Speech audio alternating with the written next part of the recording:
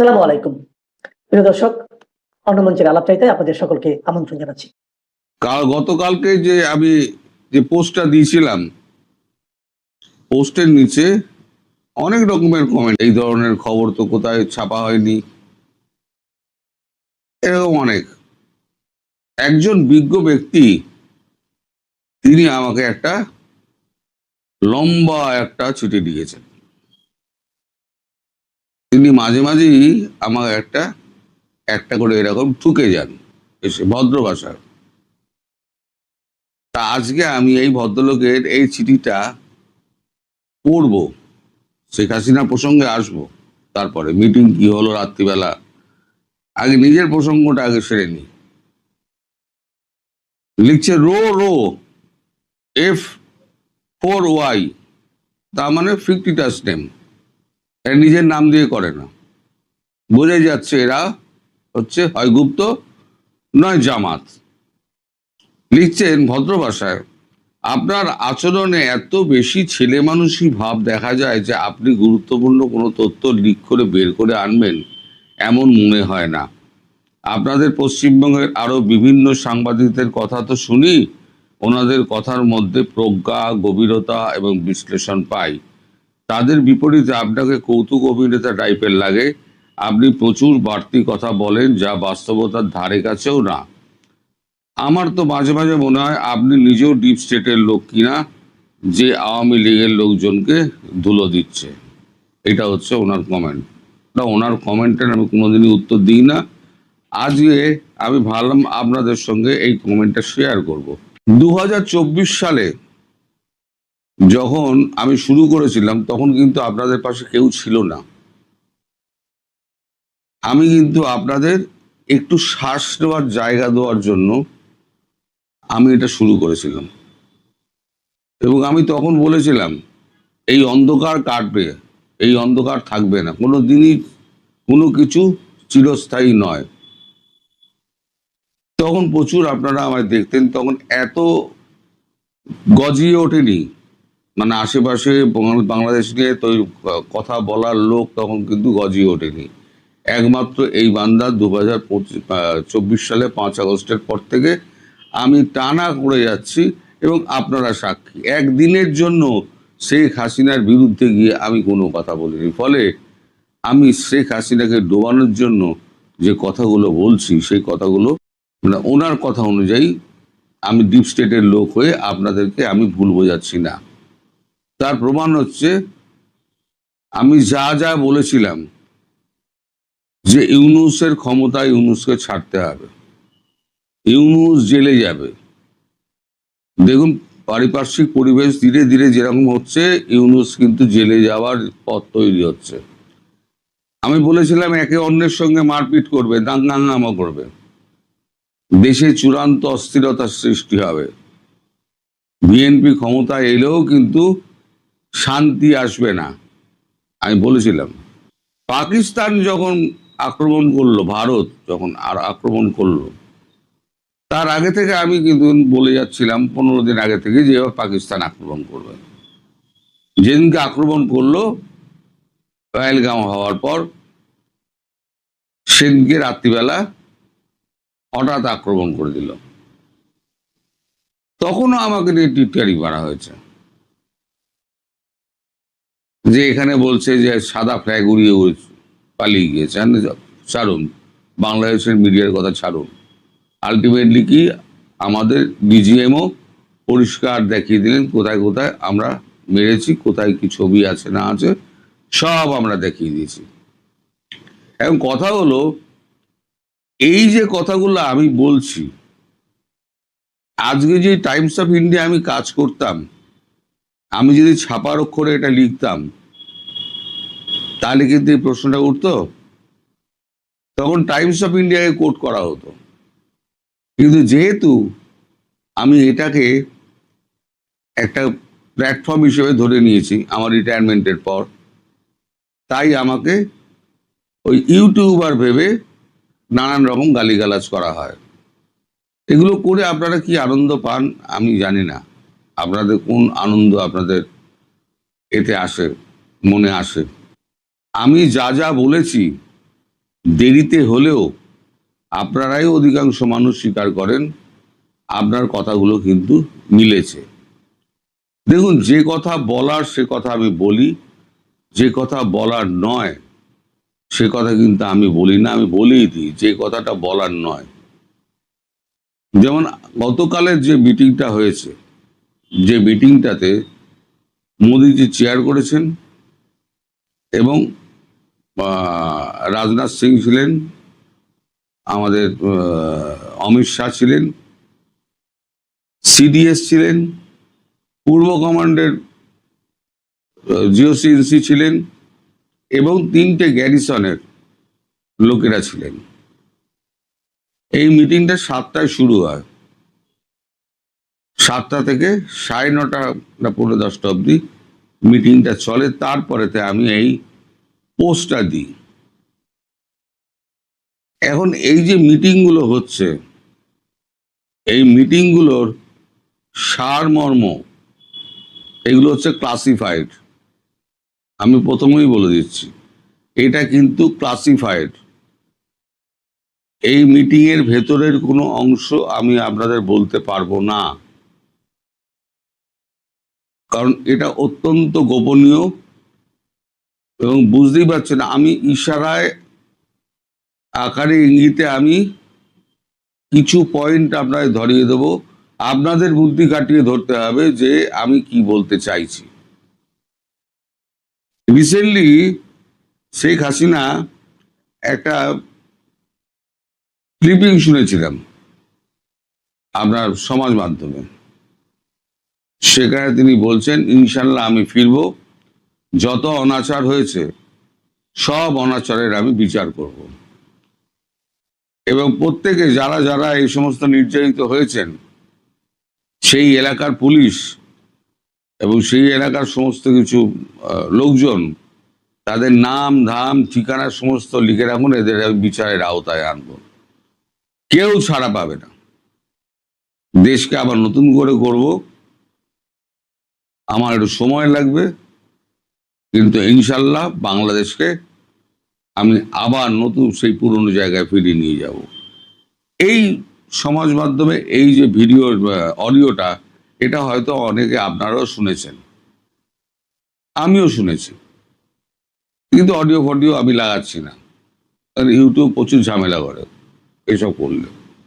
এখন কথা হচ্ছে, এই আগস্ট মাস, সেপ্টেম্বরে আমি বলেছিলাম যে সেপ্টেম্বরের মধ্যে ঢুকবেন উনি। ফার্স্ট উইক বলেছিলাম, আমি বলেছিলাম ফার্স্ট উইক পেরিয়ে হয়তো 10 তারিখ হতে পারে বড় জোর। আমি কিন্তু আমার পয়েন্টে স্টিক করে আছি। আমি বলেছিলাম হঠাৎ করে দেখবেন পরিবেশ চেঞ্জ হয়ে গেছে। দেখুন পরিবেশ চেঞ্জ হয়েছে কিনা। আরো অনেক কিছু ঘটনা ঘটবে, আপনাদের চোখের সামনেই ঘটবে, এবং আমি প্রতিদিন বলে যাবো, প্রতিদিন আপনারা লিখে লিখে যাবেন যে আপনার কাছে কি, আপনি কি ওই মিটিং উপস্থিত ছিলেন। আরে ওয়াটারগেট কেলেঙ্কারি যখন হলো, ফাঁস হলো, সেই ওয়াটারগেট কেলেঙ্কারির কাগজপত্র যে বের করে আনলো যে সাংবাদিক, সে কি টেবিলের তলায় লুকিয়েছিল? বিল ক্লিন্টনের ওই যে যৌন কেলেঙ্কারি যে ফাঁস করলো, সেই খাটের তলায় লুকিয়েছিল? আরো এরকম বহু তথ্য আছে। নিট কেলেঙ্কারি, আমাদের এখানে সাম্প্রতিক কালে বলছি, নিট কেলেঙ্কারির যে ঘটনাটা ঘটলো, প্রশ্নপত্র ফাঁস যে সাংবাদিক বার করলেন, তিনি কি ওই প্রশ্নপত্র ফাঁসের সময় তিনি কি টাকা নেওয়ার জন্য বসছিলেন ওখানে? সুতরাং এই যে বিমক্কা প্রশ্নগুলো আপনারা করেন না, এই প্রশ্নগুলো করে নিজেদের বোকামি আর বাড়াবেন না। এগুলোকে বোকা বোকা ভাবে যে আজকে আমি ইউটিউবে বলছি বলে আমাকে 4টে কথা আপনারা শোনাতে পারছেন। আমি যদি আজ কাগজে লিখতাম তাহলে পরে কেউ ট্যাপও করতে পারতেন না। কটা রিজয়েন্ডার আপনি পাঠাতেন? কারণ রিজয়েন্ডার পাঠাতে গেলে তো আপনাকেও তথ্য দিতে হবে, পাল্টা তথ্য দিতে হবে, নয়তো কোর্ট, কাগজ তো কোর্টে চলে যাবে। তখন তো আপনি তো কোর্টের দরজায় দরজায় ঘুরে বেড়াবেন, আর শেষ পর্যন্ত জেলে গাড়ি কাটবেন, টানবেন, আর নইলে পরে আপনাকে বিরাট অঙ্কের ফাইন দিতে হবে। কাগজকে চ্যালেঞ্জ করা অত সোজা না। যাই হোক, বক্তব্য আমার যে এই যে গ্যারিসন গুলোকে ডাকা হলো, গ্যারিসন গুলোকে ডাকা হলো কেন? 1971 সালে যখন পাকিস্তান যখন আক্রান্ত হলো, ভারত যখন ঢোকালো, সৈন্য ঢোকালো, তখন আমাদের এখানে অরোরা ছিলেন আমাদের জিওসিএনসি ইস্টার্ন কমান্ড। এখন সেই জিওসিএনসি ইস্টার্ন কমান্ডকেই কিন্তু ডাকা হয়েছে এবং 3টে গ্যারিসন যেটা তৈরি হয়েছে সেটা সবাই শুনেছেন। আমি সেটাও বলেছিলাম 3টে গ্যারিসন তৈরি হবে, তখনও বলেছিলেন আপনি ঢপ মারছেন, সেটাও বলেছিলেন। আমি যা বলি তারই একটা করে কাউন্টার আসে। 90% লোক আমার বিশ্বাস করেন, 10% লোক এগুলোর নাম ভারিয়ে ওই রয় রয় FOI এরা কারা করে। আরো একজন আছে মাহমুদ নাকি যেন নাম, তিনিও মাঝে মাঝে এসে তারও একটা কমেন্ট আমি আজ তুলে দেবো, তিনিও কিছু লিখবেন, তার কমেন্ট আমি তুলে দেবো। এরা আমার নামে রিপোর্ট করেছিল, এরা রিপোর্ট করে আমার রিচ কমিয়ে দিয়েছিল। ভারত সরকার ইউটিউবের সঙ্গে কথা বলে আমার সেই সমস্যা মিটিয়েছিল। আমি যেই কথাগুলো বলি যদি ভারত সরকারের বিপক্ষে যায়, ভারত সরকার আমায় ছেড়ে দেবে? খুব স্বাভাবিকভাবে আপনাদের সে ছাড়বে? আমি তাদের অনুমতি নিয়ে যতটুকু বলার ততটুকু বলি, যতটুকু বলার নয় আমি ততটুকু বলি না। এবার আসি মুদ্রা কথায়, যে আপনাদের এই যে বর্ডার এরিয়া যে রয়েছে, বর্ডার এরিয়াতে গ্যারিসনগুলোকে ডাকা হয়েছে, গ্যারিসনগুলো ওখানে রেডি হয়ে রয়েছে। এবার গ্যারিসনগুলোর কাজ কি হবে না হবে সেটা আমি জানি না, সেটা মিটিংয়ের ভেতরে ঠিক হয়েছে। রাজনাথ সিং ছিলেন, অজিত দোভাল ছিলেন, 3 গ্যারিসনের কর্তা ছিলেন, CDS ছিলেন, ইস্টার্ন কমান্ড ছিলেন, প্রধানমন্ত্রী ছিলেন এবং উড়িয়ে নিয়ে যাওয়া হয়েছিল আমাদের ঢাকা থেকে রাষ্ট্রদূত দীনেশ ত্রিবেদীকে। দীনেশ ত্রিবেদীকে কেন ডাকা হলো? দীনেশ ত্রিবেদীকে ডাকা হলো বাংলাদেশ সম্পর্কিত কোনো কারণে, নইলে দীনেশ ত্রিবেদীকে ডাকা হতো না। আরো একটা কারণ হচ্ছে শেখ হাসিনা মানে আর থাকতে চাইছেন না, আর থাকতে চাইছে না শেখ হাসিনা। এখন তিনি বলছেন যে আমি হেঁটে হেঁটে পারলে চলে যাব, আমাকে আটকাতে পারবে না। এদিকে তার নিরাপত্তা নিশ্চিত না করা পর্যন্ত ভারত ছাড়তে পারছে না। বরাবরই বলেছি তার নিরাপত্তা নিশ্চিত না করে ভারতবর্ষ ছাড়বে না। সুতরাং ভারতবর্ষকে তার নিরাপত্তা নিশ্চিত করতে হচ্ছে। তার নিশ্চিত করতে গেলে যেগুলো দরকার সেগুলোই হয়তো সেই মিটিং আলোচনা হচ্ছে, নইলে গ্যারিসনগুলো এগোবে কেন? আমি এর বেশি কিন্তু কোনো আন্দাজ দেব না, আপনারা এর থেকে বুঝে নিন। গ্যারিসন কেন ওখানে 3টে গ্যারিসন থাকছে, সৈন্যবাহিনী কেন মোতায়েন থাকছে, বাংলাদেশের রাষ্ট্রদূতকে ডেকে পাঠানো হলো কেন, এবং CDS ওখানে থাকলেন কেন, এগুলো আপনারা মিলিয়ে নিন, 2 2 4 করুন। আমি কিছু বলবো না, কারণ আমার ওপরে এমবার্গো আছে, আমি এমবার্গো ছেড়ে আমি বেরোতে পারবো না। সুতরাং আপনারা একটু বুদ্ধি খাটান, বুদ্ধি খাটালেই আপনারা জানতে পারবেন। তবে একটা কথা বললাম, শেখ হাসিনা সেপ্টেম্বর 1st উইকের মধ্যেই ফিরবেন, তার আগে দেশ ফাঁকা হয়ে যাবে। আমি আজকে গ্যারান্টি দিয়ে আপনাদের বললাম, আগেও যেমন বলেছিলাম এখনো তেমন বলছি। আর আমি ওই ভদ্রলোককে বলি, দাদা আমি ডিপ স্টেটের লোক তো না, আমি পাক্কা ভারতীয়। সবাই ভালো থাকবেন, সুস্থ থাকবেন। বাংলাদেশের সাবেক প্রধানমন্ত্রী শেখ হাসিনার সাথে ডিসেম্বরের মধ্যে দেশে ফেরার প্রস্তুতি নিয়ে ভারতের কলকাতায় বড় ধরনের মিটিং করেছে আওয়ামী লীগের সাবেক অর্ধশতাধিক সংসদ সদস্য। 8ই আগস্ট কলকাতা নিউ টাউন এলাকায় অনুষ্ঠিত বৈঠকে দলটির 50 থেকে 55 জন সাবেক এমপি উপস্থিত ছিলেন। দেশে ফিরতে প্রয়োজনীয় কাগজপত্রের জন্য আবেদন, কোন প্রক্রিয়ায় ও কিভাবে তারা ফিরবেন, ফেরার আগেও পরে আইনি প্রক্রিয়ার প্রস্তুতি এবং ফেরা উপলক্ষে দলীয় সমাগমের আয়োজন নিয়ে বৈঠকটিতে আলোচনা হয়েছে বলে দলটির একাধিক সূত্রে জানা গেছে।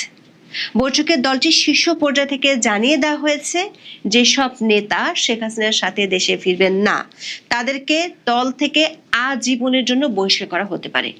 গত 2 বছরের বেশি সময় ধরে ভারতে থাকা আওয়ামী লীগ ও অঙ্গ সংগঠনের নেতারা অনেকগুলো বৈঠক করলেও এত বড় আকারে শুধু সাবেক এমপিদের বৈঠক এই প্রথম অনুষ্ঠিত হয়েছে বলে দাবি করেছেন বৈঠকে উপস্থিত থাকা বেশ কয়েকজন সাবেক এমপি।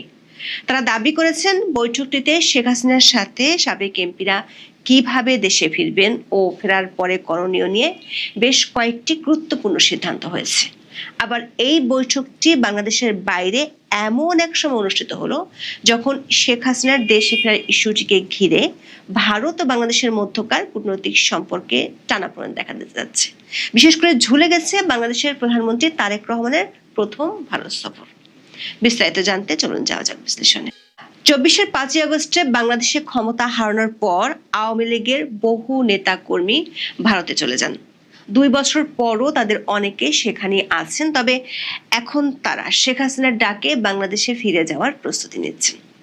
বাংলাদেশ সরকার নির্বাহী আদেশে কার্যক্রম নিষিদ্ধ দলটির সাবেক মন্ত্রী, প্রেসিডিয়াম সদস্য, সাবেক সংসদ সদস্য বা বিভিন্ন সহযোগী সংগঠনের শীর্ষ নেতৃত্বের অন্তত 100 থেকে 120 জনের মতো পশ্চিমবঙ্গে মূলত কলকাতা এবং তার পার্শ্ববর্তী অঞ্চলে আছেন। 24শে আগস্টের পর থেকে বিভিন্ন সময়ে তারা ভারতে যান। শীর্ষ পর্যায়ের নেতা ছাড়াও মধ্যম ও স্থানীয় পর্যায়ের অনেক নেতা কর্মীরাও ভারতে গিয়েছিলেন। আছেন পুলিশের বিভিন্ন পদমর্যাদার প্রায় অর্ধশত কর্মকর্তা, আছেন বাংলাদেশ প্রতিরক্ষা বাহিনীর সাবেক কিছু কর্মকর্তাও। কলকাতা দিল্লি সূত্রগুলো বলছে 24-এর 5ই আগস্টের পর দলটির হাজারেরও বেশি নেতাকর্মী ভারতে গিয়েছিলেন। এদের মধ্যে অনেক নেতা পরে নিজেদের সামর্থ্য অনুযায়ী ইউরোপ, আমেরিকা এবং দক্ষিণ পূর্ব এশিয়ার নানা দেশে চলে গেছেন। আবার গত ত্রয়োদশ জাতীয় সংসদ নির্বাচনের আগে ও পরে মধ্যম ও স্থানীয় পর্যায়ের বেশিরভাগ নেতা বাংলাদেশে ফিরে যান। সাবেক মন্ত্রী, এমপি, দলের প্রেসিডিয়াম সদস্য, অঙ্গ সংগঠনগুলোর শীর্ষ নেতৃত্ব, সাবেক পুলিশ ও প্রতিরক্ষা কর্মকর্তাদের বেশিরভাগই এখনো ভারতের বিভিন্ন শহরে আছেন। এদের বেশিরভাগ আছেন কলকাতায়। সংবাদ মাধ্যমে বিভিন্ন সময় প্রকাশিত প্রতিবেদন অনুযায়ী দলটির নেতারা সেখান থেকে রাজনৈতিক কর্মকাণ্ড, বিশেষ করে অনলাইনে বাংলাদেশের তৃণমূলের সাথে যোগাযোগ রক্ষা করে আসছেন। গত 5ই আগস্ট বাংলাদেশের সাবেক প্রধানমন্ত্রী শেখ হাসিনা দিল্লিতে ফরেন করেসপন্ডেন্টস ক্লাবে সাংবাদিকদের সামনে বলেছিলেন তিনি ডিসেম্বর নাগাদ বাংলাদেশে ফিরে যেতে চান। এর আগে 3টি আন্তর্জাতিক সংবাদ সংস্থাকেও তিনি একই কথা বলেছিলেন।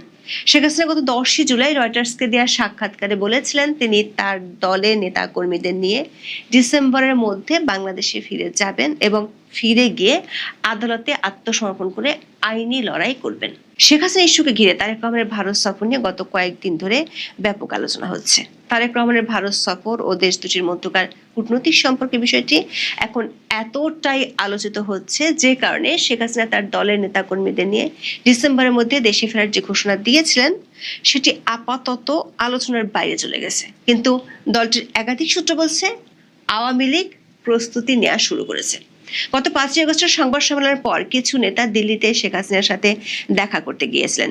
সেই সাক্ষাতে শেখ হাসিনা নেতাদের বেশ কিছু দিক নির্দেশনা দিয়েছেন। বিশেষ করে যে কোনো ধরনের কোন্দল দূরে সরিয়ে রেখে কিভাবে দেশে যাওয়ার জন্য পুরোপুরি প্রস্তুতি নিতে হবে সে ব্যাপারে কথা হয় বলে জানিয়েছেন দিল্লির বৈঠকে উপস্থিত থাকা এক নেতা। আওয়ামী লীগের নেতারা বলেছেন গত 2 বছর ধরে দলের নেতৃত্বে পরিবর্তন আনা কিংবা পুরনো রাজনৈতিক অবস্থান বদলের জন্য বেশ কয়েকবার চেষ্টা হয়েছিল। রিফাইন্ড বা পরিশুদ্ধ আওয়ামী লীগের ধারণা ঘিরে দলটির ভেতরেও আলোচনা হয়েছিল। গত ফেব্রুয়ারিতে অনুষ্ঠিত ত্রয়োদশ জাতীয় সংসদ নির্বাচনের আগে রিফাইন্ড বা সংস্কারের মাধ্যমে অপেক্ষাকৃত কম বিতর্কিতদের নেতৃত্বে আনার বিষয়টি বন্ধুপ্রতিম দেশ ও শুভাকাঙ্ক্ষীদের পক্ষ থেকে শেখ হাসিনার কাছে পৌঁছানো হয়েছিল। তখন শেখ হাসিনা কারা দায়িত্ব নিতে চান সে ব্যাপারে জানতে চেয়েছিলেন, কিন্তু মধ্যস্থতায় অংশ নেওয়া ওই পক্ষগুলোর প্রতিনিধিরা হতাশ হয়েছিলেন, কারণ যেসব নেতাদের সাথে তখন যোগাযোগ করা হয়েছিল 1/11-এর পরের ইতিহাস মনে করিয়ে দিয়ে ওই নেতারা বলেছিলেন রিফাইন্ড আওয়ামী লীগ সম্ভব নয়। নির্বাচনের পরও বিষয়টি আলোচনায় এসেছিল, তবে কোনো বড় নেতাকে রাজি করাতে পারেনি মধ্যস্থতাকারীরা। ফলে এখন আওয়ামী লীগ নেতারা যে শেখ হাসিনার সাথে ফিরতে চান এই বিষয়টি শুধু দলীয় নেতারাই নন, মধ্যস্থতাকারী বিদেশি শক্তিগুলো জেনে গেছে। আওয়ামী লীগের একজন প্রেসিডিয়াম সদস্য দাবি করেছেন ভারত ও বাংলাদেশের বর্তমান সরকারের কূটনৈতিক সম্পর্ক যে দিকেই মোড় নিক না কেন শেখ হাসিনা ডিসেম্বরের মধ্যে ফিরছেন এটা নিশ্চয়তা তারা পেয়েছেন। এমন দাবির পিছনে যুক্তি কি সে সম্পর্কে ওই প্রেসিডিয়াম সদস্য বলছেন 5ই আগস্টের সংবাদ সম্মেলন যাতে না হয় সেজন্য কূটনৈতিক ও রাজনৈতিকভাবে বাংলাদেশ সরকার অনেক চেষ্টা করেছিল, কিন্তু শেখ হাসিনা অনড় ছিলেন এবং বিশ্ব মিডিয়ার মাধ্যমে তিনি বিষয়টি আন্তর্জাতিক ক্ষেত্রে তুলে ধরেছেন। আর তারপর তিনি যেসব নির্দেশনা দলের সিনিয়র নেতাদের দিয়েছেন, সেখানে এমন কিছু বার্তা আছে যেগুলো এর আগে কখনোই বলেননি। সেই নির্দেশনাগুলো কিভাবে বাস্তবায়ন করা হবে, সেজন্য দলটির সাবেক সংসদ সদস্যদের বৈঠক ডাকা হয় 18 আগস্ট। কলকাতায় আওয়ামী লীগের প্রেসিডিয়াম সদস্য শেখ সেলিমের বাসায় বৈঠকটি অনুষ্ঠিত হয়েছে। 18 আগস্ট বিকেল 4টা থেকে রাত 10টা পর্যন্ত আওয়ামী লীগের সাবেক সংসদ সদস্যদের এই বৈঠক অনুষ্ঠিত হয়। বৈঠকে দলটির প্রেসিডিয়াম সদস্য শেখ সেলিম সভাপতিত্ব করেন। দলটির 50 থেকে 55 জন সাবেক সংসদ সদস্য উপস্থিত ছিলেন। বৈঠকে অংশ নেওয়া 6 জন সাবেক এমপি বলেছেন, শেখ হাসিনার নির্দেশে যারা তার সাথে দেশে ফিরবেন না, তাদেরকে আর আওয়ামী লীগে রাখা হবে না মর্মে সিদ্ধান্ত হয়েছে। দলের নেতারা দেশে ফেরার পর তাদের বিরুদ্ধে কঠোর সিদ্ধান্ত নেওয়া হতে পারে।